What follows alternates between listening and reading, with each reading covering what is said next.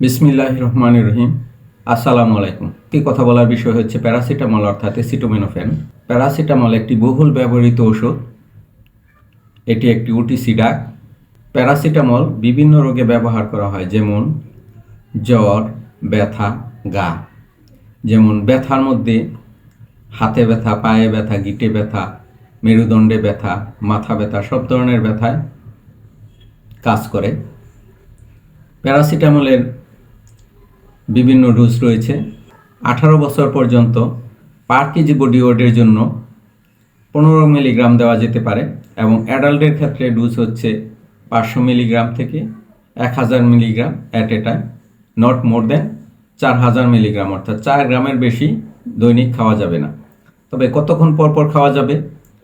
প্যারাসিটামলের dose হচ্ছে মূলত 6 ঘন্টা পর পর 6 ঘন্টা পর পর 1000 মিলিগ্রাম অ্যাডাল্টের জন্য। কারো যদি এরকম অবস্থা হয় যে জ্বর নামতেছেই না, সেই ক্ষেত্রে 4 ঘন্টা পর পর 2টা বা 3টা ডোজ দেওয়া যাবে। দেওয়ার পর অর্থাৎ পরপর 2টা ডোজ 4 ঘন্টা পরে দিল, 24 ঘন্টার মধ্যে 4000 মিলিগ্রামের বেশি অর্থাৎ 4 গ্রামের বেশি দেওয়া যাবে না। প্যারাসিটামলের হাফ লাইফ হচ্ছে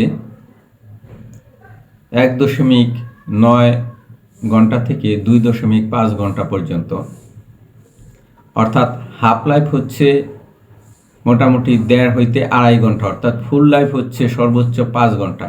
একটা প্যারাসিটামল সর্বোচ্চ 5 ঘন্টার মধ্যে পুরোপুরি শরীর থেকে এলিমিনেশন হয়ে যায়, অর্থাৎ শরীরে আর থাকে না। অতএব 6 ঘন্টা পর পর দেওয়াটা যুক্তিযুক্ত। প্যারাসিটামল 6 ঘন্টা পর পর দেওয়াটা যুক্তিযুক্ত। আর প্যারাসিটামলের বিভিন্ন ব্র্যান্ড বাজারে রয়েছে, যেমন স্কোয়ারের এইস, বেক্সিমকোর নাপা, এসিআইয়ের এক্সেল, একমির ফাস্ট, এরিস্টো ফার্মার এক্সপা, তারপর ইনসেপ্টার রিসেট, অপসনিনের রেনোভা। বিভিন্ন ব্র্যান্ড রয়েছে, যে কোনো ব্র্যান্ড খাওয়া যেতে পারে। তবে অ্যাডাল্টের ক্ষেত্রে যদি 50 কেজি বা তার বেশি ওজন হয়, 500 থেকে 1000 মিলিগ্রাম রিকমেন্ডেড। যার আমি মনে করি যাদের ওজন বেশি 70 কেজি 80 কেজি, তাদের 1000 মিলিগ্রাম খাওয়াটাই শ্রেয়। মতো এখানেই থাক। আল্লাহ হাফেজ। আসসালামু আলাইকুম।